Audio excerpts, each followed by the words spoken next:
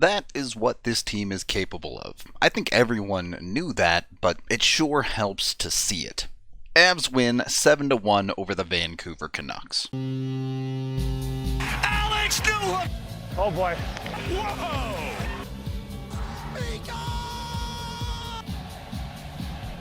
The thing that impressed me the most about the Avs in this game was their passing. It was incredible. Not just on the goals where amazing plays were made, and we'll get to those, but every single play they were passing with purpose and effectively. Making quality passes to open players receiving passes well, and they're tape to tape, not messy in the skates, none of the sloppiness that we saw way too much of in the first 10 games. This looked like a team that came ready to play high-level hockey. The first period was a complete rout. The Avs outshot Vancouver 12-3, and it never really was close. The Avs draw a power play early in the game, and they even conquer that demon here. They end up going 2 for 3 on the power play, but they score on the first one to get off on the right foot. I know people are going to cheer for this one on the power play. Kadri goes back and collects the puck himself and then breaks it out himself. No drop pass necessary as he chips it up the boards. Not a clean play, but a good play to just get it up to Newhook there. Newhook's speed is going to beat the man wide, and the Avs have a rush opportunity on the power play, something they have not been getting very much of. Newhook then on his backhand side makes a beautiful pass across to hit Kadri for a grade A opportunity. It doesn't go in, but this is why you finish plays. Val Nichushkin, the trailer, sticks with it, is there for the rebound, and he gets rewarded for it as it comes right to him, and he finishes by dunking himself into the net. Alex Newhook back in the lineup and immediately provides a point for the Avalanche. Pretty confident that dude's going to stick at this point. Things just went up from there. We've seen the Avs get leads and get lazy in games early on in this season, but that was not the case here.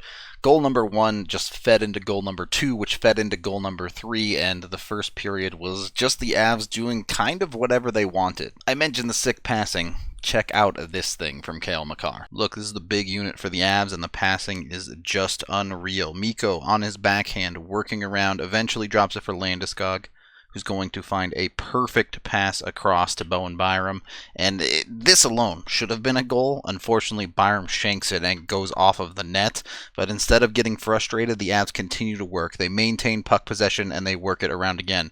Mikko, once again, finding Cale Makar up high. Makar waits, does the stutter, the head fake that he loves to do. And as this play develops, Vancouver panicking in front of the net. They're all just packing the shooting lane, afraid of the shot. Landy just steps out just a little bit, and Makar is so unreal. That just putting that pass in that perfect lane, it's unbelievable how good that is. Check it on the replay. This high angle is amazing to watch as you see Landy just slowly drift out into a soft spot, and Makar just pulling everyone away from that soft spot, while Mikko sitting wide has to be respected.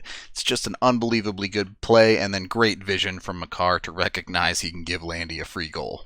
That is a play and a team, a line, whatever you want to call it, that has talent, and it looks like it.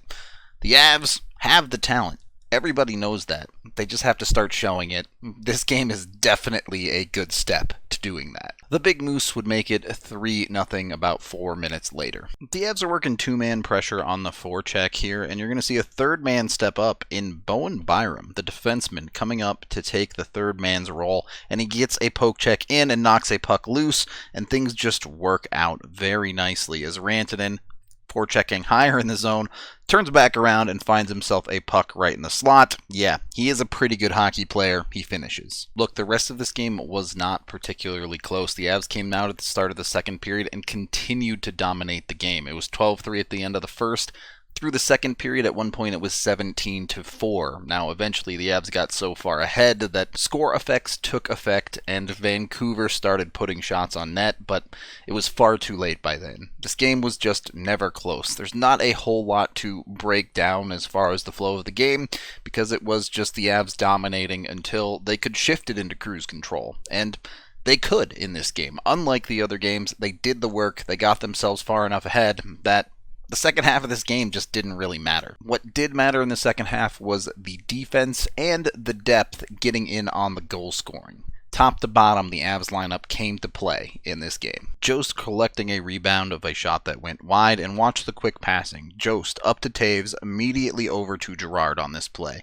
Nothing too crazy. They're not trying to out-fancy anyone with one-touch nonsense, but the puck's on their stick, they're set, and they get rid of it. And that drags Vancouver wildly out of position on the play. Girard has all the time in the world to do whatever he wants. He's Sam Girard, so he's going to pass the puck. He finds Logan O'Connor, somewhat similar to the Makar play. O'Connor just backs off a couple feet from the crease to find a soft spot. Girard trying to hit the lane. There is a stick in this lane this time, and Girard doesn't get it through clean, but a good play, a good thought process. Sometimes you get a little bit lucky and the puck just goes through for you anyway.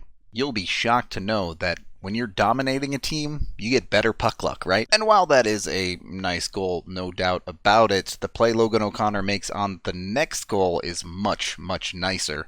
And it even comes shorthanded. Game is over if Vancouver doesn't score here. It's probably over anyway, so they commit 4 very deep at the end of their power play, and the puck comes loose. Helm is able to kind of knock it out of his own skates in an awkward position to create a 2-on-1 play.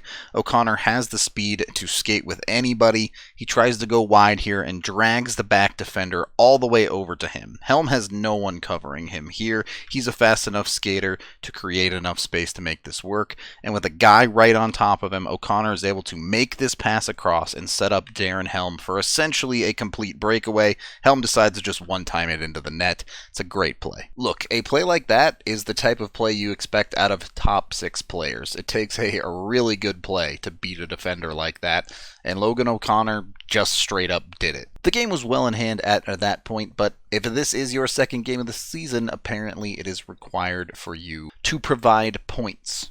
Devon Taves, next on the list. Not a ton to break down on this one. The Avs are able to win a face-off in a bit of a tie-up. Mikko gets it back up high. It's a one-timer over to Taves and a great shot. Makes it 6-0 at the end of the second period. The Avs defense had a point to prove. They wanted to show that they are in fact the best in the league. Both teams would score in the third period. Not going to look too closely at these, but here they are. Unfortunately, the shutout does not happen. Kemper collects a puck here on the back end, and you see the Avs kind of get lazy. They all stop skating. They don't really give him any good options to send this pass to, so he opts to go up around the far side boards.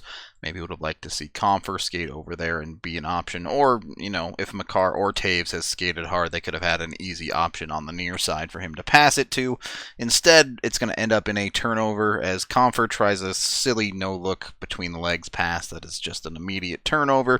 Avs aren't really in position for anything. Man wide open in net. That doesn't even go in. It ends up redirecting off the post, and then the Avs get beat to the rebound, which gets finished. A messy play, but it was 6-0, so whatever. And just to make the Brazil official, Vancouver takes a 5-minute major. Rantanen walks in, tries a shot, the rebound comes up, and Comfer balls out, knocks this one out of mid-air to score another power play goal. The Avs win 7-1. It's an easy dub all the way around. The only drawback in this game is Bowen Byram left the game and did not return after taking an elbow to the face. I don't know what to tell you on this one. The injuries are problematic, and if they continue at the rate that they've gone through the first 11 games of the season, the Avs are in big trouble. They're already without MacKinnon for 3 weeks. It didn't affect them in this game, but it's going to be a problem going forward. One that they can defeat, but not if they're losing more players every single night. We'll see what Byram's status ultimately is, but it's just tough. This team had their full D-core together for less than one entire period. It's hard to overcome stuff like that if it keeps happening. All you can do is hope for the best for Byram and count the posts in this game. The Avs did hit one right before they scored a goal. Hey, it's me, editing Bruto. The Avs did not hit a post in this game. It was in fact the side of the net, so yeah. That one doesn't count. Vancouver actually hit 2 in this game. You saw one of them in the highlight there. They did hit another. We're starting to even up the post counts a little bit. And with that, that is the end of this game video review. Thank you for watching. Head on over to thednvr.com for all of our coverage. I am Rudo, and we've seen the Avs play their A game. Now they got to start beating teams with their B game.